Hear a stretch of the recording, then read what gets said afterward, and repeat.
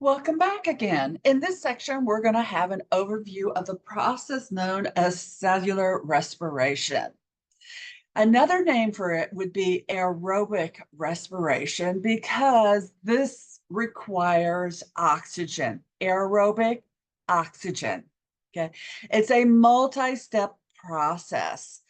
Usually we say it is 3 steps. In reality, it's 4 distinct processes.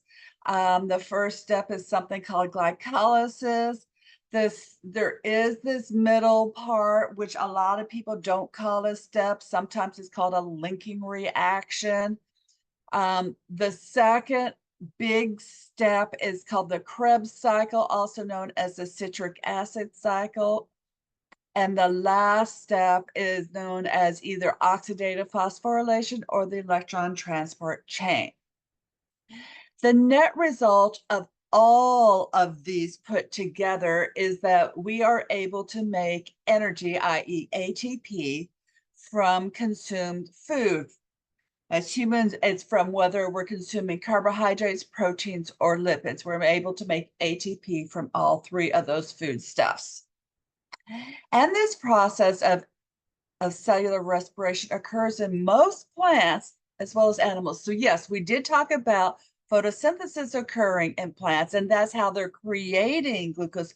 But you know, their cells need energy too. So they need to make ATP. So most plants do both photosynthesis and cellular respiration, whereas animals only do cellular respiration.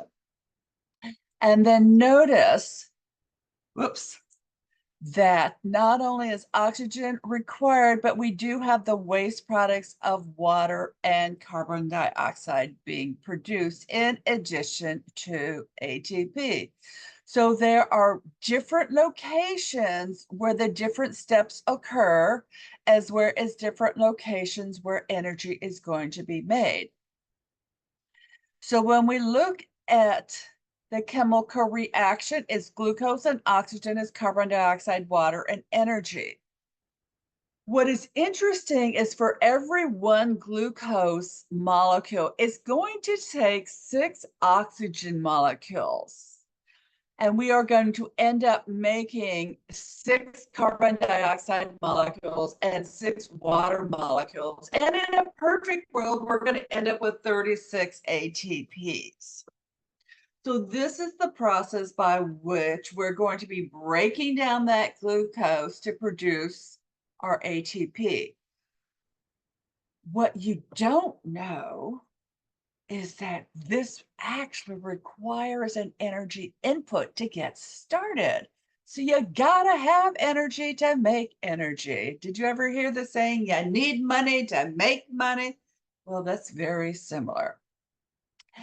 And it also requires oxygen to complete.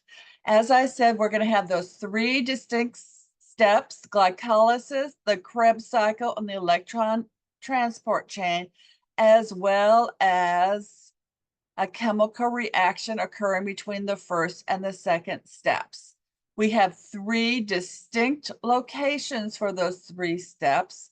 And we're also going to be using what we call electron carriers. So every time we are breaking chemical bonds and we're sending off a hydrogen ion to be carried off by either this compound known as NADH or this compound known as FADH2, it's also going to carry extra electrons.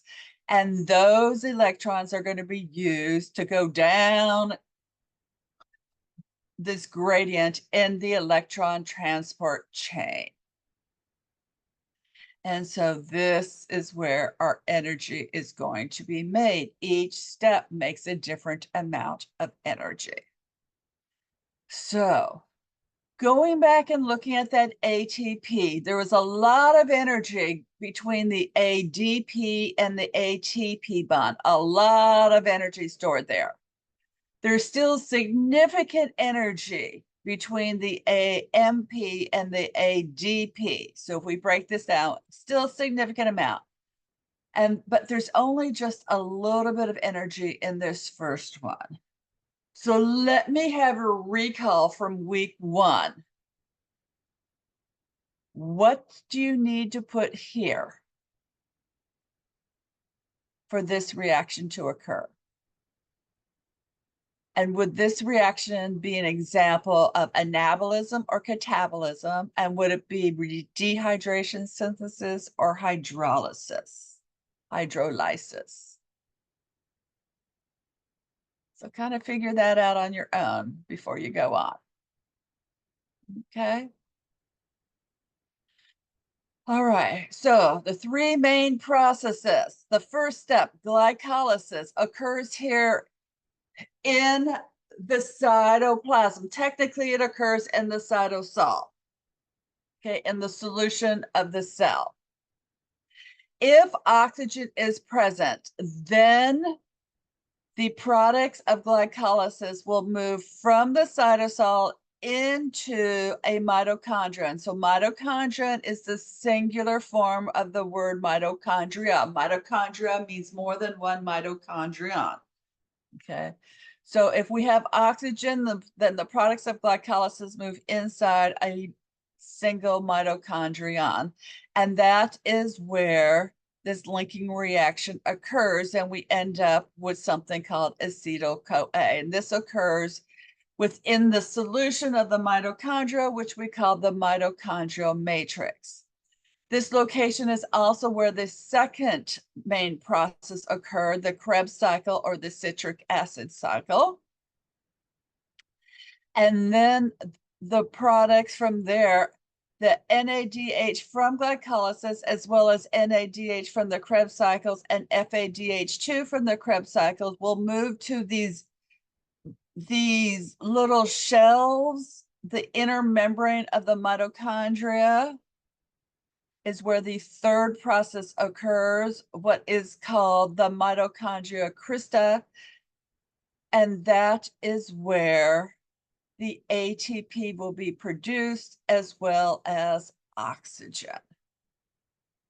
Okay, so we will go through these processes step by step in the next 2 videos.